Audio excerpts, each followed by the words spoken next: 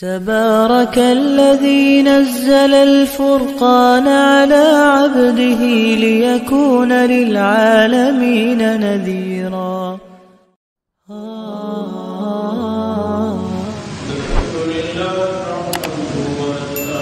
ونستغفره ونؤمن به ونتوكل ونعوذ بالله من شرور أنفسنا ومن سيئات أعمالنا من يهده الله فلا مضل له ومن يضلله فلا هادي له ونشهد أن لا إله إلا الله وحده لا شريك له ونشهد أن سيدنا ومولانا محمدا عبده ورسوله أرسله إلى كافة للناس بشيرا ونذيرا وداعيا إلى الله بإذنه وسراجا منيرا. أما بعد فأعوذ بالله من الشيطان الرجيم. بسم الله الرحمن الرحيم. لقد من الله على المؤمنين إذ بعث فيهم رسولا من أنفسهم يتلو عليهم آياته ويزكيهم ويعلمهم الكتاب والحكمة وإن كانوا من قبل لفي ضلال مبين.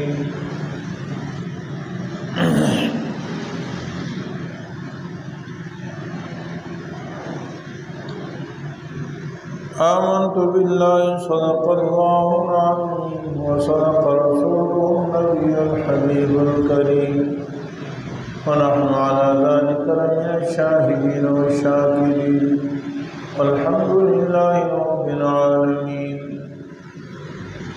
درود شریف پڑھیے. اللهم صل على محمد وعلى آل محمد كما صليت على إبراهيم وعلى آل إبراهيم إنك حميد مجيد.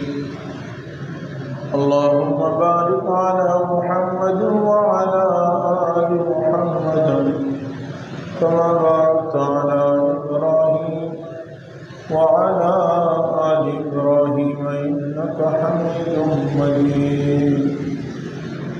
رب اشرح لي صدري ويسر لي أمري واحلل عقدة من لساني يفقهوا قولي رب زدني علما. جو ساتھی پیچھے بیٹھے ہیں اگر کوئی انہیں معذوری نہیں ہے تو آگے آ جائیں. جو ساتھی پیچھے بیٹھے ہیں ساتھی آگے آئے اگلی صفوں میں. رسول اللہ صلی اللہ علیہ وسلم کا حکم ہے کہ جمعے کے دن پہلے آؤ اور امام کے قریب بیٹھو. اب آپ پہلے تشریف تو لے آئے ہیں, اگر آگے بیٹھ جائیں گے تو دوسری حکم بھی عمل ہو جائے گا. بعض دفعہ ہم شریعت کے حکم کی خلاف ورزی کر رہے ہوتے ہیں, کوئی فائدہ نہیں ہوتا اور عمل کرنے میں کوئی تکلیف نہیں ہوتی, کوئی پریشانی نہیں ہوتی. ذرا سا دل کو سمجھانے والی بات ہوتی ہے. جو لوگ مسجد میں آئیں پیچھے بیٹھنے کی بجائے آگے بڑھ کے بیٹھ جائیں. بھائی آگے صفوں میں بیٹھ جائیں, کوئی جگہ خالی نہ چھوڑیں. نماز تو اکٹھی ختم ہونی ہے. ایسا تو نہیں کہ پیچھے والے ذرا پہلے فارغ ہو جائیں گے, بعد آگے والے بعد میں فارغ ہو جائیں گے. اکٹھے ہی ختم ہوگا انشاءاللہ.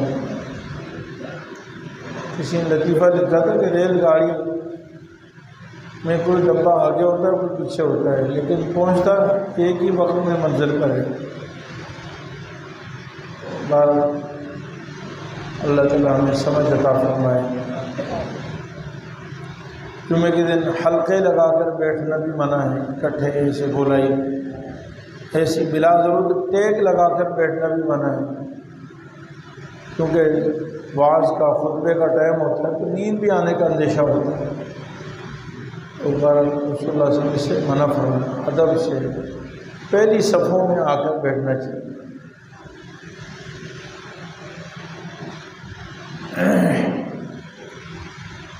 اللہ جل جلالہ ہم سب کے خالق ہیں، مالک ہیں، رازق ہیں، اسی نے ہمیں پیدا کیا اور ہم اسی کی عبادت کرتے ہیں، اسی کے سامنے سر و سجود ہوتے ہیں۔ اکیلے اللہ ساری کائنات کا نظام چلا رہے ہیں۔ ہم اپنے پیدا ہونے میں، زندگی گزارنے میں، جینے میں اور مرنے میں، گویا کہ زندگی کے ہر موڑ میں ہمیشہ اللہ تعالیٰ کے محتاج ہیں اور اللہ جل جلالہ بے نیاز ہے۔ کامیاب وہی شخص ہوتا ہے جو اللہ تعالیٰ کو راضی کرتا ہے۔ میرے عزیز بھائیو، اللہ تعالیٰ کی بے شمار نعمتیں ہیں، ان میں سب سے بڑی نعمت دین اسلام ہے، نیو شریعت ہے جس پہ میں اور آپ زندگی گزارتے ہیں۔ دین کی جو رہنمائی ہے، اللہ تعالیٰ نے ہمیں عبادات کا طریقہ بھی سکھایا، معاملات بھی سکھائے، معاشرت رہن سہن بھی سکھائے، اخلاق بھی سکھائے، ہمارے دل کے خیالات کیا ہونے چاہیے، سیاست اور حکومت بھی سکھائی۔ یہ اللہ تعالیٰ کی بہت بڑی نعمت ہے۔ دنیا اور آخرت کی ساری کمائیاں، کامیابیاں، خوشنودی، اللہ تعالیٰ کی رضا ہم اس کے ذریعے سے حاصل کر سکتے ہیں۔ اگر اللہ تعالیٰ کی طرف سے ہمیں زندگی گزارنے کی ہدایت نہ ہوتی، رہنمائی نہ ہوتی، تو ہم پوری زندگی ٹھوکریں مار لیتے، پہاڑوں کو ایک جگہ سے دوسری جگہ منتقل کر لیتے، سخت سے سخت کام کر لیتے، لیکن ہمیں پتہ نہ چلتا کہ اللہ تعالیٰ ان سے راضی ہوں گے یا نہیں ہوں گے۔ اور اللہ تعالیٰ کی دین کا یہ فائدہ ہے کہ ہم شریعت پر اگر اس کے نبی کے بتائے ہوئے طریقوں پر زندگی گزاریں گے تو وہ کام مختصر سا کیوں نہ ہو، آسان سا کام کیوں نہ ہو، اور کام سارا دین آسان ہے، ہمیں سکون مل جاتا ہے، اطمینان ہو جاتا ہے کہ اب انشاءاللہ جب مہر نبوت اس پر لگ جائے گی تو یہ عمل قبول ہو جائے گا۔ اسی کو قرآن کریم میں فرمایا، ایمان والو اللہ سے محبت کرنا چاہتے ہو تو اس کا طریقہ یہ ہے کہ میرے نبی کے نقش قدم پہ چلو، فاتبعونی۔ نبی کریم صلی اللہ علیہ وسلم سے کہا گیا کہ آپ بتا دیجئے کہ میرے پیچھے چلے آؤ، اس کامیاب ہو جاؤ۔ بہت آسان ہے یہ دین اسلام، شریعت کی اللہ کی بہت بڑی نعمت ہے، اور دین اسلام کے لانے کے لیے، سمجھانے کے لیے اللہ تعالیٰ نے انبیاء علیہ السلام کا انتخاب ہوتا ہے، اور اس امت کے لیے اللہ کے عظیم احسان، اللہ تعالیٰ نے سب سے آخری نبی، امام الانبیاء، سرتاج الانبیاء، خاتم الانبیاء، خاتم النبیین، خاتم الرسل، سیدنا و مولانا محمد مصطفیٰ احمد مجتبیٰ صلی اللہ علیہ وسلم کا انتخاب فرمایا۔ اللہ تعالیٰ ہمیں اس عظیم الشان نبی کی قدردانی کی توفیق عطا فرمائے۔ جس طرح کہ گزشتہ جمعہ عرض کیا تھا کہ آپ صلی اللہ علیہ وسلم کو جس طرح اللہ نے سب سے اعلیٰ بنایا تو آپ کا خاندان بھی اعلیٰ.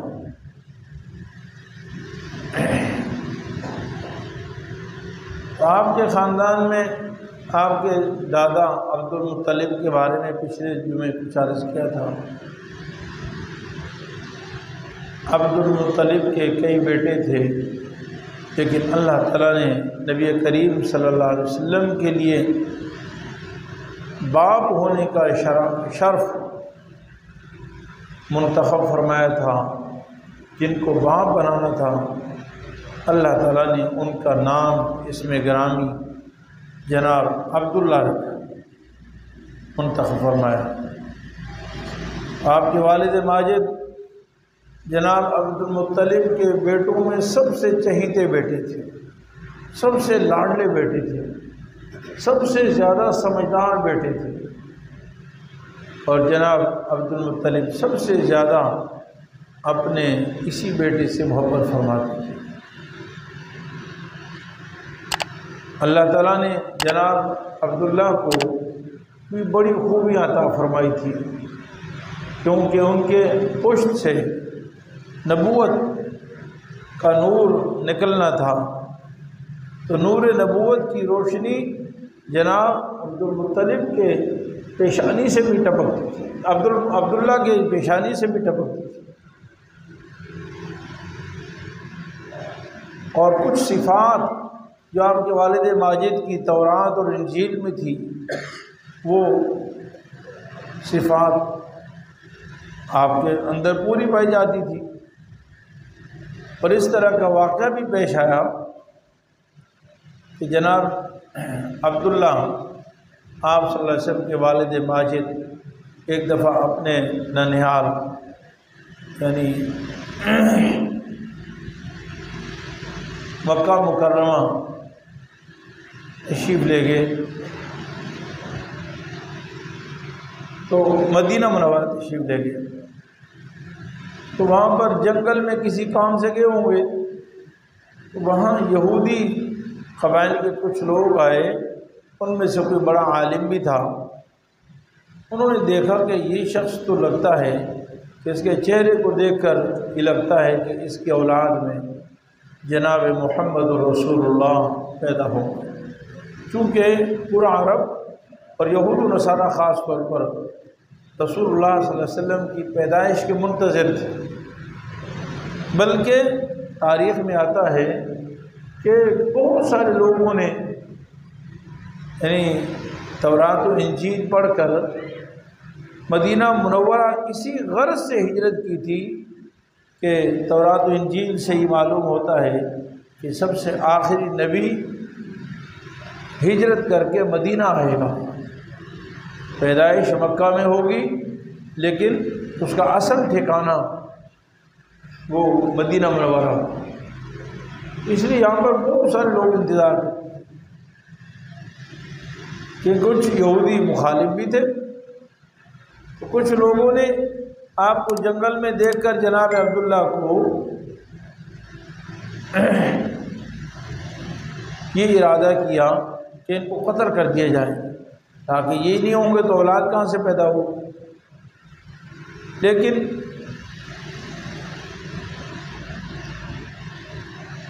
جیسے ہی انہوں نے قتل کا ارادہ کیا تو وہاں کچھ لوگ ایسے آئے غیبی طور پر، اور وہ چاروں طرف سے جناب عبداللہ کی حفاظت کرتے رہے اور ان کو کچھ بھی نہیں کہہ سکے. جناب عبداللہ کے جو سسر تھے وہ بھی وہیں یہ ماجرا دیکھ رہے تھے. تو جب انہوں نے دیکھا، جن کا نام وہب ابن مناف تھا، انہوں نے یہ ماجرا دیکھا تو انہوں نے کہا یہ خاص آدمی اور ان پہ عاشق ہو گئے. اور یہ چونکہ مدینہ منورہ کے آپ صلی اللہ علیہ وسلم کے پہلے بھی رشتے یہیں سے ہو چکے تھے بنو نجار سے، تو انہوں نے کچھ لوگوں کے واسطے سے خود ہی جناب عبد المطلب کو نکاح کا پیغام بھیجا اپنی بیٹی کی. اور اپنی بیٹی جو عرب کی سب سے اچھی خوبصورت بیٹی تھی جناب سیدہ آمنہ رضی اللہ تعالیٰ عنہ رسول اللہ صلی اللہ علیہ وسلم کی والدہ ماجدہ، جب جناب عبد المطلب کو ان کی خبر ملی تو انہوں نے فوراً رشتہ قبول کر لیا اور اپنے بیٹے کا رشتہ جناب آمنہ رضی اللہ عنہ سے کر دیا۔ 25 سال کی عمر میں شادی ہوئی تھی، صرف ایک بلکہ 24 سال کی عمر میں، اور 1 سال آپ اس کے بعد زندہ رہے۔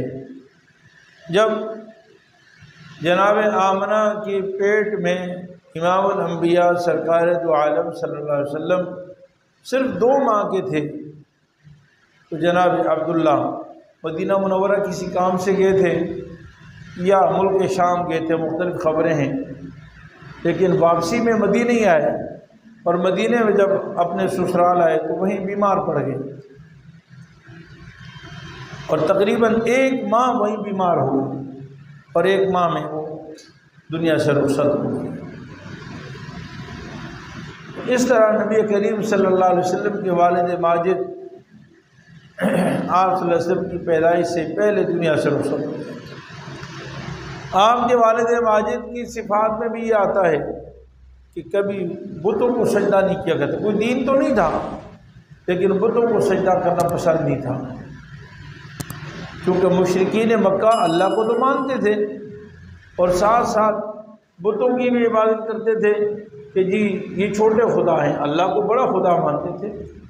تو ان میں جن کی صفت جو موحد صفت کے لوگ تھے وہ کہتے چھوٹوں کی ضرورت نہیں، بس بڑے کی کرو، یعنی ان کا دل یہ کہتا تھا یہ ہم نے پتھر سے تراشے ہیں اور لکڑی کے تراشے ہوئے ہیں، یہ کیا فائدہ دیں گے، لہٰذا ان کی عبادت کی ضرورت ہی نہیں، ہم بس بڑے خدا کی عبادت کریں۔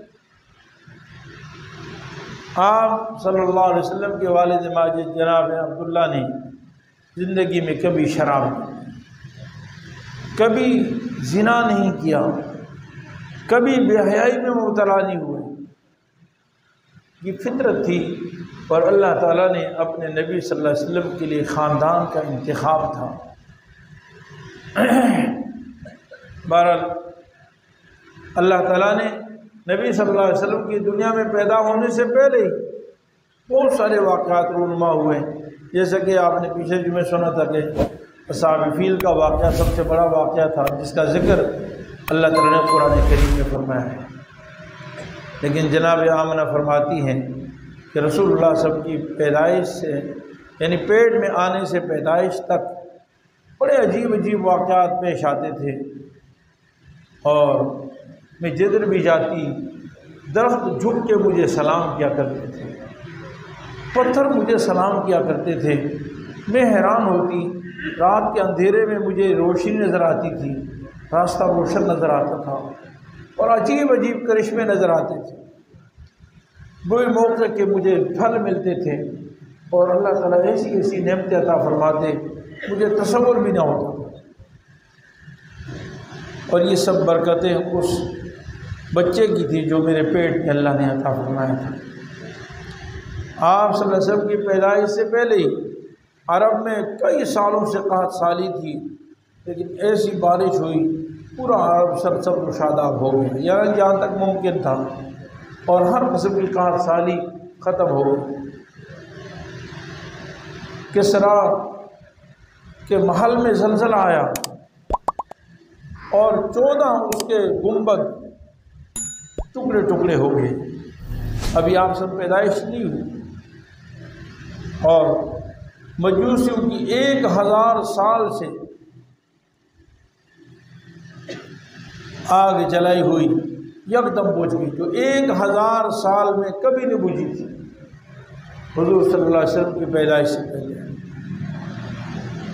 سیدہ آمنہ فرماتی ہیں کہ آپ کی پیدائش سے پہلے ایک دن میرے جسم سے، میرے پیٹ سے، سینہ مبارک سے، میرے سینے سے ایک ایسی نور نکلا، روشنی، اور اس نور کی روشنی سے شام اور بصرہ کے اندر روشنی پھیل گئی، یعنی ایسی روشنی پھیل کہ امام الانبیاء سرکار دو عالم صلی اللہ علیہ وسلم کی پیدائش کا وقت آنے والا ہے۔ جب آپ صلی اللہ علیہ وسلم 575 عیسوی میں ربیع الاول کے مہینے میں آپ صلی اللہ علیہ وسلم پیر کے دن صبح پیدا ہوئے۔ تاریخ پیدائش میں محدثین مورخین کا بہت اختلاف ہے کہ آپ صلی اللہ علیہ وسلم ربیع الاول کی کس تاریخ کو پیدا ہوئے۔ بعض نے 2 ربیع الاول لکھا ہے، 2 ربیع الاول، بعض نے 5 ربیع الاول، بعض نے 7 ربیع الاول، اور کافی مورخین نے 9 ربیع الاول آپ صلی اللہ علیہ وسلم کی تاریخ پیدائش قرار دیا ہے۔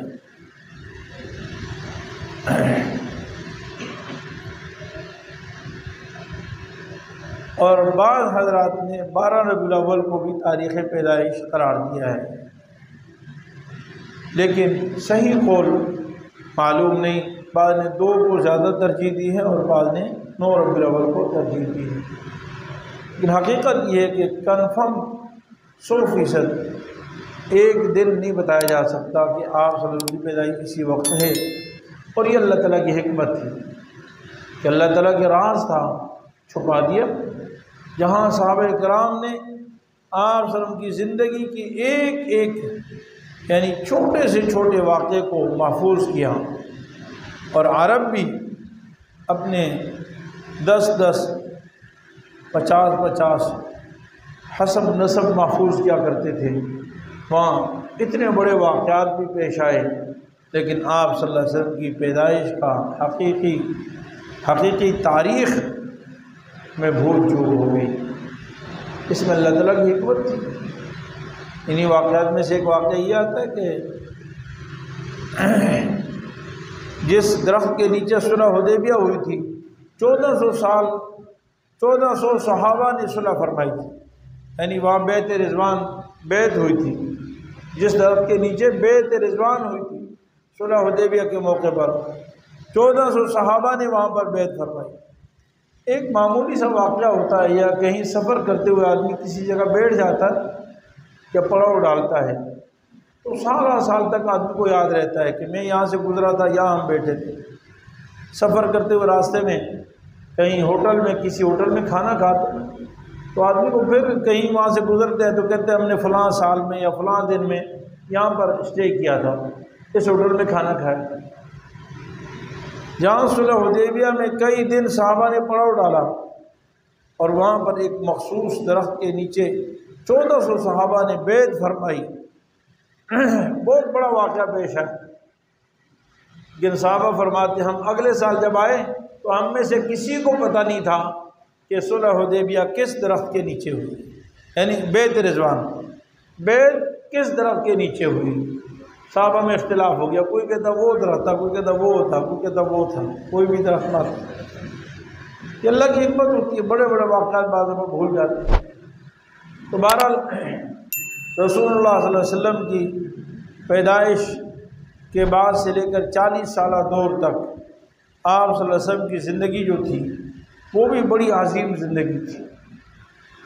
ایک تو پیدائش کے وقت یہ واقعہ پیش آیا کہ جنت سے فرشتے آئے اور آپ صلی اللہ علیہ وسلم کے سینہ مبارک کو چاک فرما کر، جس کو آج کل کے زمانے میں آپریشن کہہ سکتے ہیں، شاید اس زمانے میں یہ تھا ہی، لیکن آپ صلی اللہ علیہ وسلم کے دل مبارک کو زمزم کے پانی سے دھویا، لوٹا بھی جنت سے لایا، یعنی جو برتن تھا وہ بھی اور جو تھال تھا جس میں دھویا وہ بھی جنت سے لے کر آئے فرشتے۔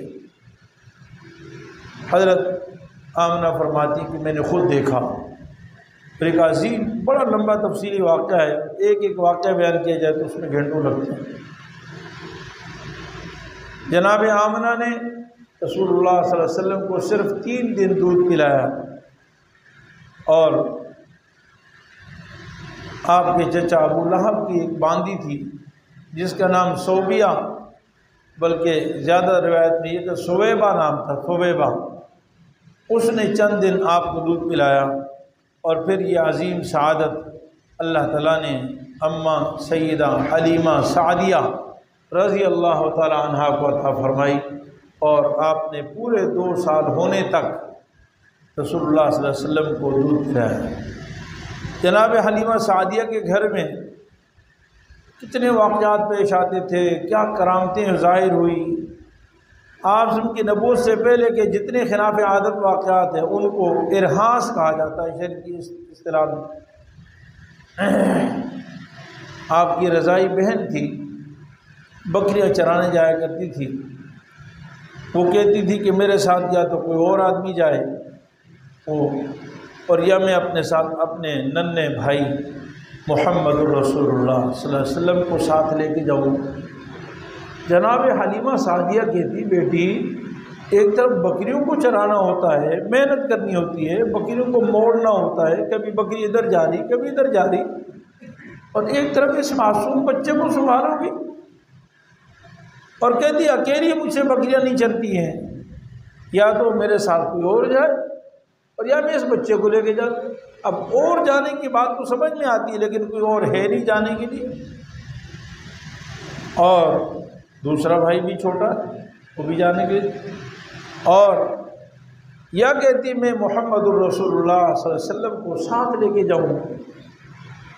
تو ماں نے پوچھا بیٹے اس بچے کو لے کر کیسے جاؤ گی، اس کو سنبھالو گی بکریوں کو سنبھالو گی، اور خدا نخواستہ اگر کہیں نقصان ہو گیا، کہیں گر گئی، کہیں بکریوں نے بچے کو نقصان پہنچا دیا تو پھر کیا ہوگا؟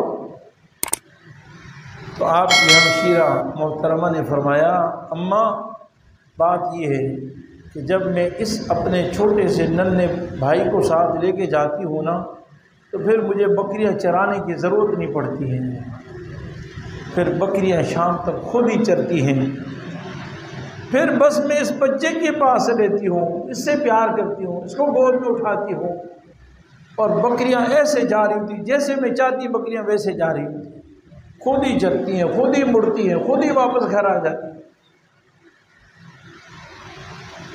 کہتے جی حلیمہ سعدیہ رضی اللہ عنہا کے علاقے میں مکمل قحط سالی تھی، بکریوں میں ذرہ دودھ نہیں تھا۔ اماں حلیمہ فرماتی جب سے رسول اللہ سمائے تو ہمارے گھر میں دودھ کے برتن بھر جاتے تھے، ہمارے گھر میں نہیں لوگ دودھ لے کے جایا کرتے تھے، دودھ ہم لوگوں میں بانٹنا شروع کر دیا۔ بہرحال آپ امام الانبیاء تھے، اللہ تعالیٰ نے آپ کو جیسے کتنی برکتیں عطا فرمائی وہ شاید زبان سے نہیں تعبیر کیا جا سکتا، وہ انہی کو حاصل ہوئی جن کو اللہ نے مقدر فرمائی تھی۔ آپ حسن و جمال کے عظیم پیکر تھے، ساری کائنات کو جتنا حسن عطا فرمایا سب سے بڑھ کر حسن حضور کو عطا فرمایا۔ ساری کائنات میں اللہ نے سب سے زیادہ حسن سیدنا یوسف علیہ السلام کو عطا فرمایا۔ سیدنا یوسف علیہ السلام کے معجزات میں سے ایک معجزہ حسن یوسف ہے، جیسے ہر نبی کا کوئی نہ کوئی معجزہ ہوتا ہے، تو معجزات میں سے ایک معجزہ حسن یوسف ہے، لیکن ان کے بارے میں آتا ہے اللہ تعالیٰ فرماتے ہیں کہ پوری دنیا کے حسن کا آدھا، یعنی پوری دنیا کو جتنا حسن عطا فرمایا اس کا آدھا حسن سیدنا یوسف علیہ السلام کو عطا فرمایا۔ اور اماں عائشہ فرماتی ہیں قربان جاؤں، فرماتی ہیں کہ میرے آقا سرکار دو عالم صلی اللہ علیہ وسلم کو پوری کائنات کے مجموعی حسن سے بھی زیادہ حسن عطا فرمایا۔ فرماتی ہیں کہ زلیخاؤں نے جب یوسف کو دیکھا تو انگلیاں کاٹی، لیکن میرے نبی میرے آقا سرکار دو عالم صلی اللہ علیہ وسلم کو اگر وہ دیکھ لیتی تو گردنیں کاٹ دیتی، گردنیں کاٹ دیتی۔ اور یہ بات کوئی مبالغہ نہیں ہے، حضور صلی اللہ علیہ وسلم کی عشق و محبت میں صحابہ نے جو قربانیاں دی ہیں اور جو آپ کی اتباع کی مثال قائم کی، آپ پر آپ کے صحابہ پر جو امتحانات آئے میرے عزیز بھائیو ہم اس کا تصور نہیں کر سکتے۔ صرف بے سر و سامانی کے عالم میں وہ اسلام انہوں نے قبول نہیں کیا، لیکن بلکہ ایسے سخت سے سخت امتحانات، آزمائشیں، فقر و فاقے، تنگ دستی، خدا کی قسم واللہ العظیم ہم تصور بھی نہیں کر سکتے، تصور بھی نہیں کر سکتے۔